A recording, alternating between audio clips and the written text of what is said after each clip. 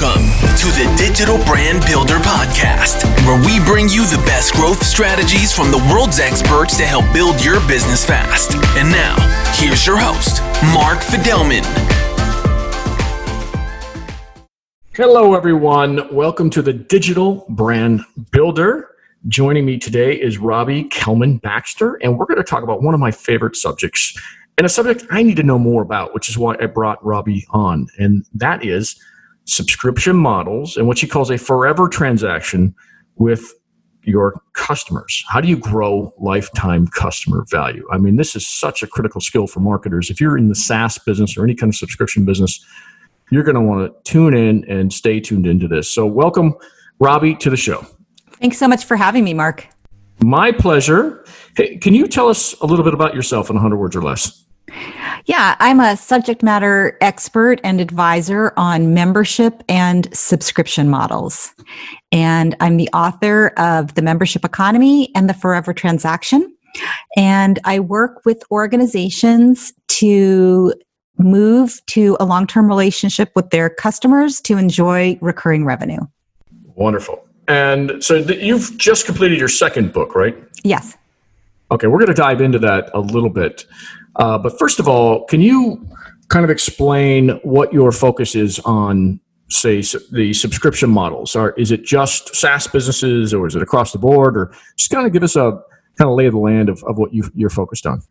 Yeah, well, I first got interested in subscription pricing about 17, 18 years ago when I was doing some work for Netflix.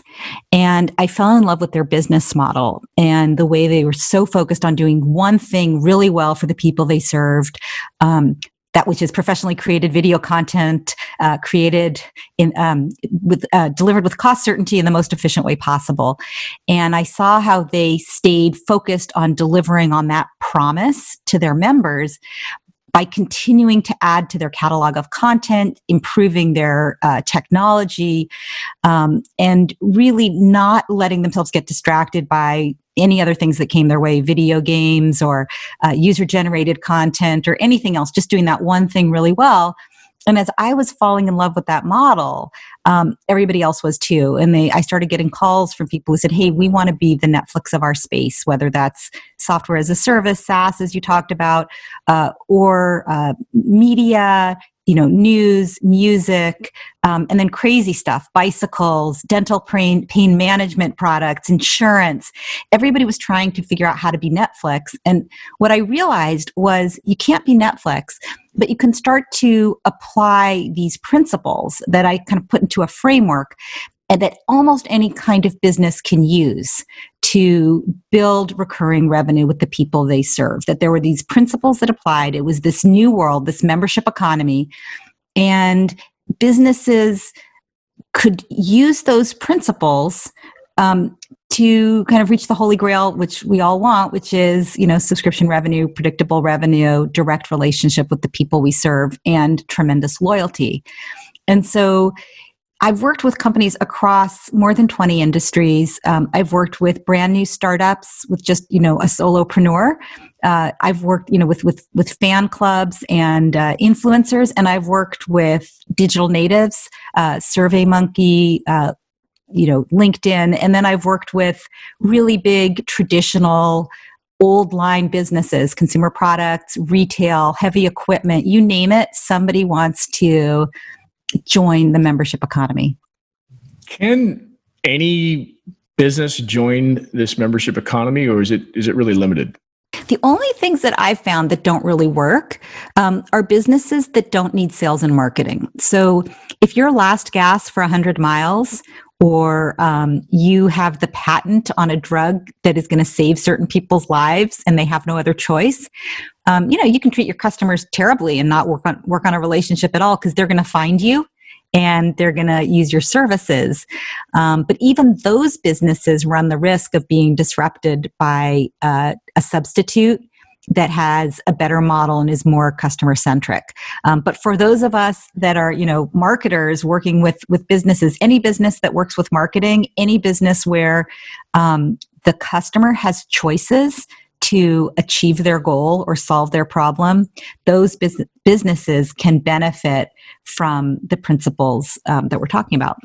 Let's then start from the beginning. And I'm very curious as to how, Robbie, if you're brought in to help some of these organizations, or maybe you have some examples from your book, how does somebody really decide on what their membership program is going to be? Yeah. So the first thing you want to do is think about what is your forever promise and who are you making it to? So those two questions go hand in hand.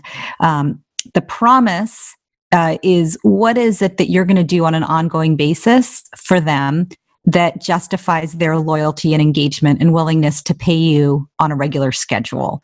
So it's kind of the difference between I'm going to sell you a blazer and I'm going to make sure you always look appropriate for any professional occasion, right? It's a different way of thinking about what you do for your customer.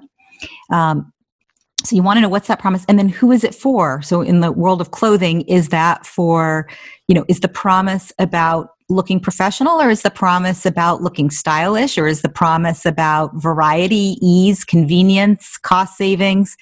So you want to really think about who is this person and what is the promise you're making to them. And then you want to think about what is the goal that this membership is going to serve for your business.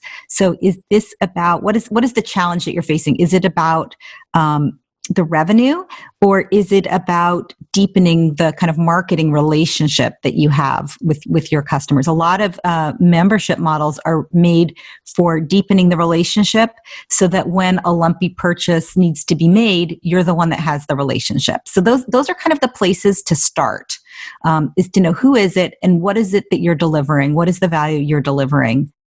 Why don't you talk about pricing? So for example, I've got a course that I'm trying to figure out pricing for, and I want different levels. And I'm not calling it a membership, but I'm rethinking that based on our earlier discussions. So how would you go about determining price for something like that? Or you can get into, product pricing. I know Amazon's probably studied this to death, and they've got subscription models for just about everything. But first a service and then a product. How do you determine price for those things? Yeah. So let's say that you're trying to price for a service. Let's say that you're a solopreneur, subject matter expert, or celebrity, and what you're really charging for, what is the forever promise that you're offering? And maybe that's about, I'm going to teach you how to be successful in digital marketing. So you want to think about, well, who is that for? Who are you going to help be successful in digital marketing? Is this for an individual that's trying to build their independent personal brand? Or is this for, a Fortune 50 company? So you really, really want to get clear on who you're doing it for. You want to understand what is the value of providing this benefit forever. And then you want to kind of work backwards. Like what I always suggest to my clients is triangulate between what is your actual cost, because you want to make sure, of course, that you cover your costs and make it worth your time. You want to think about what are the substitutes, what are the other alternatives that somebody would have to achieve that same goal. And you want to think about what is the value to that member of providing, whatever the access to your services. So those would be kind of the three things that I would use to come up with a price.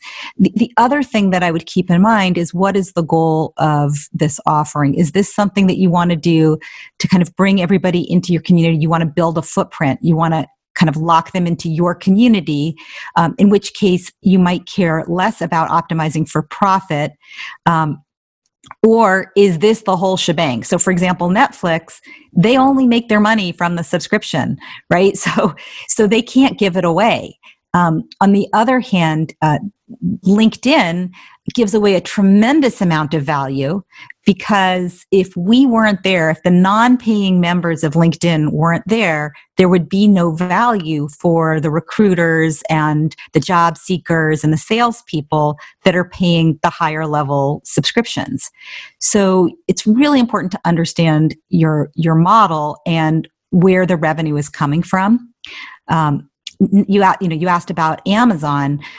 Amazon's model of membership, Amazon Prime, there's been a lot of study done on that and the revenue that they generate from it. But, the biggest value that they get is not necessarily the revenue from Prime. It's the behavior change that it drives. Once you sign up for Amazon Prime, you buy everything from Amazon Prime. And then you start to use the other services that you didn't initially sign up for, but they come with Prime, and you start to get exposed to that. So things like using your Kindle, the free books that you can get from them, the free storage you get from them, the video content you get from them, the music you get from them. And suddenly their footprint, they own you.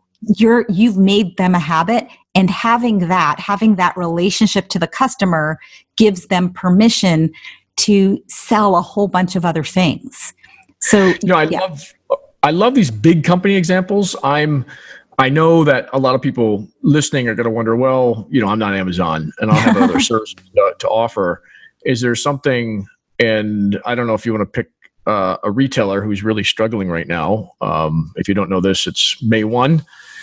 2020, we're in the midst of kind of a depressing situation that you're probably all aware of. And if you're listening from the future, a lot of retailers are struggling. And some of them are, if they're non-essential, they're not even in business. So they're trying to figure out how they can pivot and change their business model. So my question is, okay, if you're speaking to those people, how would you advise them to create some sort of subscription or membership program? Yeah, absolutely. So we're already seeing some early adopters and innovators. What you want to do, like let's say that you own a toy store. A local toy store, you might build a direct relationship with your neighbors where you deliver toys on a regular schedule that align with the child's maturity level, so different gifts. You might also say for members of our store. So that's kind of one model, which is sort of the subscription box model where you get a new product periodically. And maybe you overlay that with insights about the value of play, how children, are developing, kind of what you can do as a parent or a grandparent or a good friend to support your child's growth and creativity. That would be one model. Another model would be what I think, and this is very popular right now, is a premium services model, which a lot of retailers are adopting. Kind of following in the footsteps of Costco. But it's a model where you say you pay a fee because this is a store that you're going to use a lot. And so you get better value and better service for being a member. So this is where, you might say, again, if you're the toy store, you might say, well, if you're a member of our toy store, you get free wrapping, you get notified with, when certain things go on sale, you have access to a toy concierge, so you can call up and say, hey, I have a 10-year-old birthday party, I need a present, can you, help me pick something, wrap it, and drop it off at my house, for example. That kind of service level, like Restoration Hardware is doing something in that space right now, CVS is doing something in that space right now. Different benefits, of course. Restoration Hardware, it's more about getting decorating advice, access to swatches without having to put a deposit down, and pretty large discounts in exchange for your $100 fee to be a member. And another example, CVS, where you get discounts on certain products, you get kind of jump the line at the pharmacy, which is a big deal, especially right now. So thinking about what are the problems that your members are coming to you for that you're not quite delivering on, right? And so why do I go to the toy store? I go to the toy store because I want my kids to have fun, developmentally appropriate stuff, and I want family games and activities that keep us connected. Why do I go to the pharmacy? Because I want to stay healthy or get back to my optimum health, and I want expertise, and I want it to be, have cost savings. So how do you build that into your membership? Great advice. So, okay. And I know you can go on and on this subject, and I encourage you to read Robbie's book, and there's going to be more examples there. But let's now move to the next phase, which I assume, and let me know if I'm missing a step. So you've got the idea, you know what you're going to do, you got the pricing down. Now it's like, okay, how do you deploy this and get the word out? Yeah.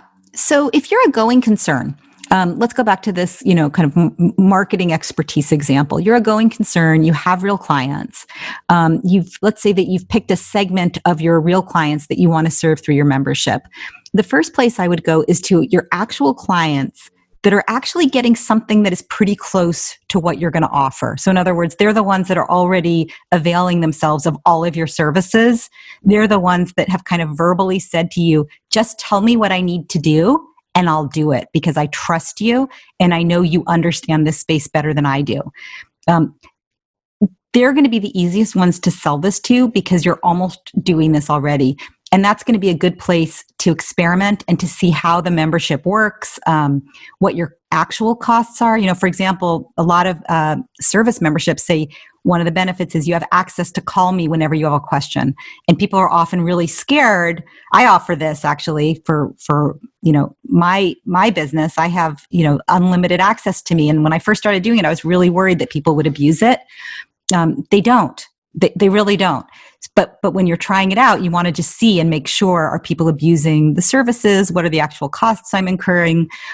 How is it working? Is it deepening the relationship like I hoped? Is it doing the things? I had a hypothesis about what this was going to do for my business. I had a list of hypotheses. How many of these are actually true? So you start there. Once you know that somebody doing this gets value, it's profitable for you, and it engages them for the long term, that's when you want to turn on your loudspeaker because you know that if you can bring them in, they're going to stay and be very profitable and be very happy. So that's when you start working on what is I always think of it as your trigger benefit or your headline benefit that gets somebody to join.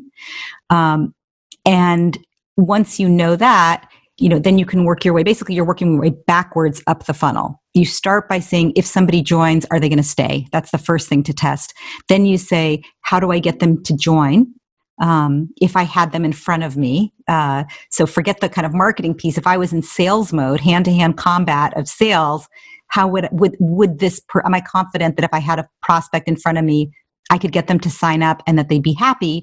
If the answer to that is yes, then you say, what are the ways that I can bang the drum and build awareness to bring those people to me?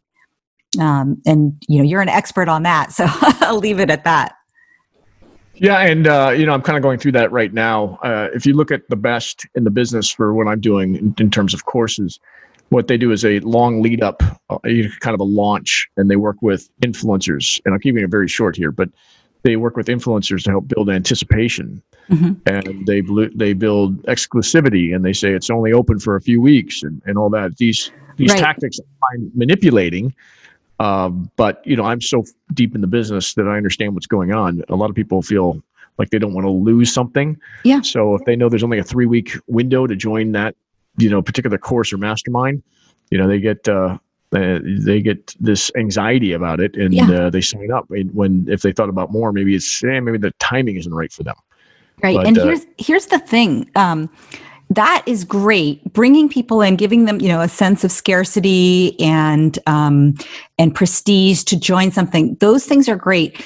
In a membership model, when you have a subscription, the way that you benefit, it's not a transaction that happens one time. It's a transaction that keeps on happening. So you have to, before you do those things, before you reach out to your influencers, before you, start, sending out the signals that this is a scarce resource and it's going to be amazing, you want to make sure that if somebody buys, if they sign up for that first month, they're the right person to stay forever. Because otherwise you find yourself on this hamster wheel of, customers being, attracted by the influencers, they join and then they leave because it's not a fit for them. So that's why I'm sort of suggesting that you make sure first that your offer has a very, very long life cycle before you invest in those acquisition tactics, those awareness and acquisition tactics. But they can be those tactics work great at getting people in the door, which is really powerful. Okay. And I agree. I mean, and there's so many acquisition tactics that you're right. That's what I do is I figure out what's the best one for what you're trying to do, whether it's a subscription model or whether it's, something else. There's a variety of different things that you can do in order to maximize the top of the funnel type activities to bring people in. And it really depends on what your subscription or membership model is. There's not one size fits all. You really got to be strategic about it, and then educate people as to, why should I join a subscription? Why should I do this or that? And you've already touched on a lot of reasons why, but you have to make it so plain and obvious to them that they say, yeah, it's a better deal for me, and I don't have to think about it anymore. Yeah, and once they join, you as the business owner, the subject matter expert, the influencer, you want to really think about what is it that I could provide for this person on an ongoing basis. How am I who is the person that's going to stay with me for a long time? Because it's so much easier to generate revenue if your customer stays with you than it is if you have to keep going out and finding new ones. Yep. Agree. I totally agree. Yeah. So let's now move to kind of the post-acquisition phase. Let's say you get them on a subscription model or membership model. How do you keep them there? Do you have some specific examples or yes, some? Very specific. And again, I encourage people to think about this before you put on your loudspeaker, before you reach out to your influencers, before you do your marketing campaigns to bring people in.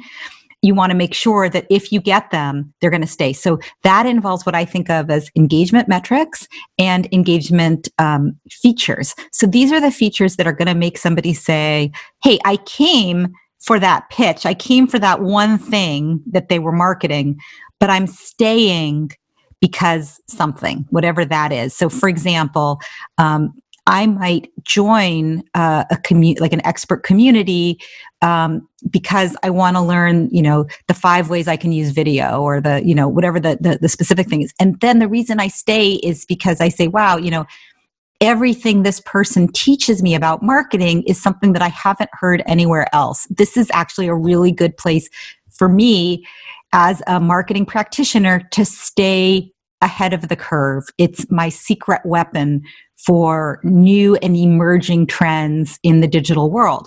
That's very different than I have this very specific task around what we're going to do this month around video.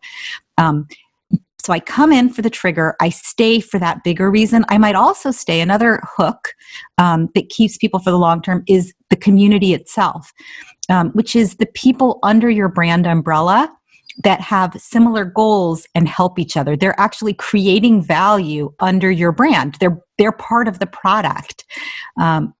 So for example, if there's a whole group of people and we're all marketing leaders at our organizations, and we have this opportunity to gather under the umbrella to talk about our digital marketing strategies, how amazing to have people that have the same vocabulary and have sort of been learning from the same expert to be sharing our real world successes and challenges. That becomes part of the value. And then I say, I came for that course, but I'm staying for this community of trusted colleagues. So that's really how you want to think about how you keep them. And the other thing I would say is, especially in the world of subject matter experts and thought leaders, one of the things that you want to do is balance between your current members who are pushing the envelope on what you do next. Kind of like, okay, I've absorbed all the expertise you've taught me. What's next? I'm doing all the things you said. What's the next thing? What's coming around the curve? You want to always stay a little ahead of your best members.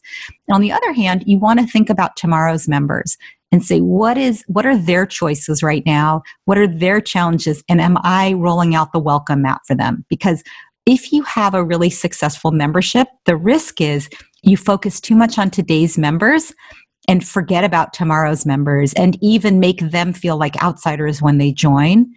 And what ends up happening then is they look for an alternative or they create their own alternative. Okay. So is there something you put in place to kind of measure the success of each of those things?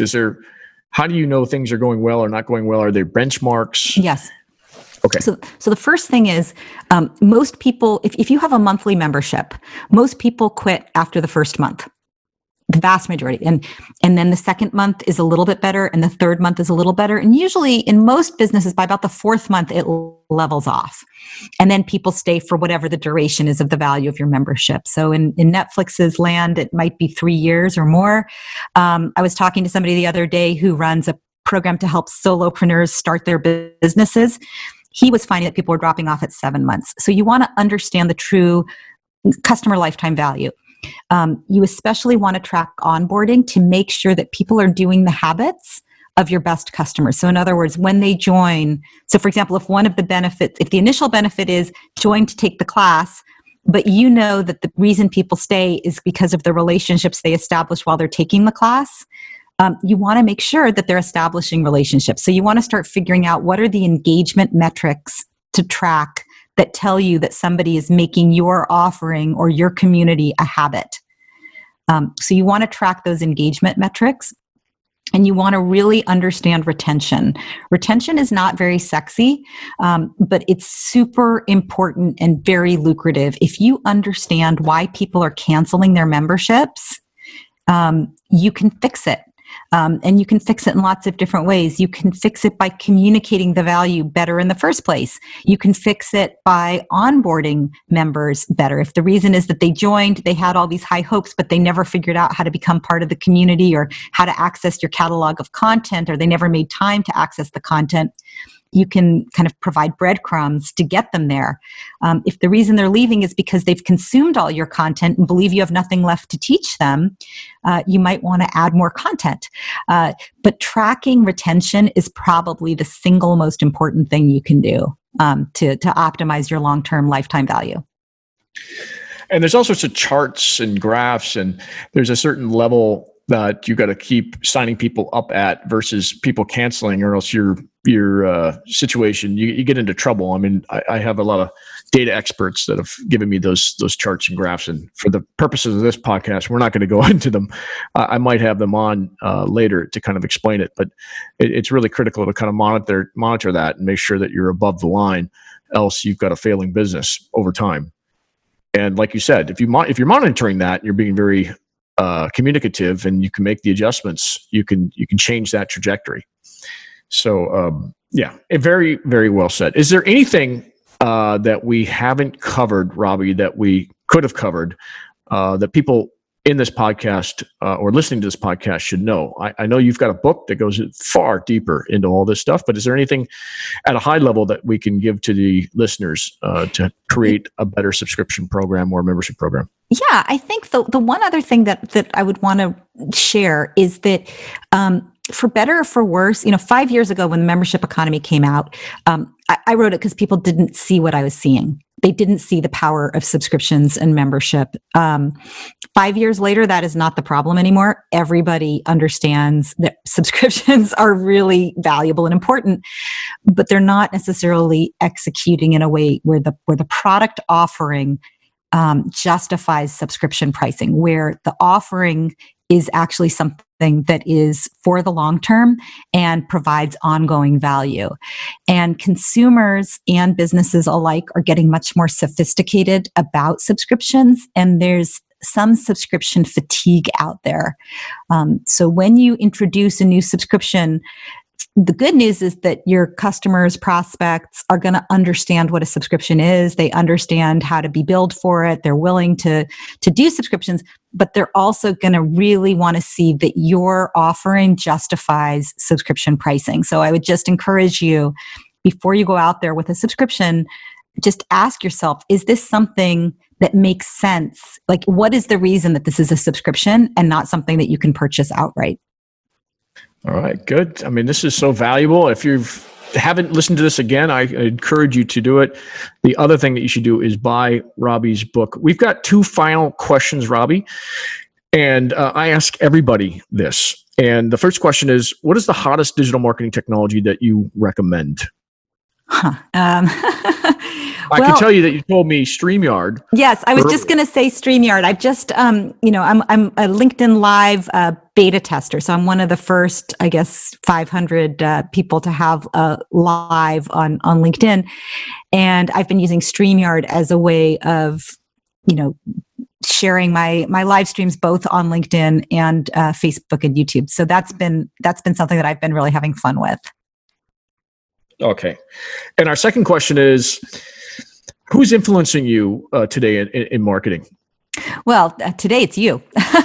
I mean, candidly, the conversation we had about how to think about video in my own business is very powerful and really thought-provoking for me to think about very practical ways that I can be incorporating. I always talk about how you package value. I have this expertise in subscriptions, in membership, in business models, in strategy. And I've packaged it as a book. I've packaged it as consulting. I've packaged it as keynote speeches. And I'm starting to do more around packaging it in video. And candidly, I found, and Mark did not pay me to say this. No, I didn't. But what he is teaching is actually something that I really need to learn at this moment in my career. Yeah, I would encourage everybody really to take a look at, and I'm going to be doing a lot of free stuff. And but if you want to take it to the next level, if you really want to turn video into this video sales funnel and really move it to the next level and do it where you're not breaking the bank. I mean, you can spend a lot of money if you're a corporation, but you can also do it from home if you're a solopreneur and you have a good idea. It's there's no better medium. And what I've done is combine it with a sales funnel. We figured out how to combine these videos with sales funnels on nearly every channel and show you how to do it very, very inexpensively and lead to a high ROI sale. Again, if your product or service resonates with your target audience. So, all right, Robbie. So wonderful conversation. Where can people find you and buy your book? They can buy my book anywhere. Amazon, Barnes & Noble, your local indie booksellers who probably need your support more than ever. The book's really easy to find. It's in Kindle, it's in Audible, it's in print. It's going to be in multiple languages shortly. And give everyone the title again. It's called The Forever Transaction: How to Build a Subscription Model So Compelling Your Customer Want to Leave. And you can find me on RobbieKelmanBaxter.com is my website. There's tons of content there, print, video, audio, lots of goodies. And you can find me on all social media, mostly LinkedIn and Twitter. Wonderful. All right. Robbie, thanks again for joining us on the podcast. I think, in a couple of months, you should come back on and talk about perhaps what we've combined together, because we're going to work together going forward. And it would be interesting to kind of combine that element that you're talking about in terms of subscriptions and memberships with a video sales funnel. It could be quite interesting. Yeah, really interesting. I would love that. Wonderful. Thanks again. And we'll talk to you soon. All right.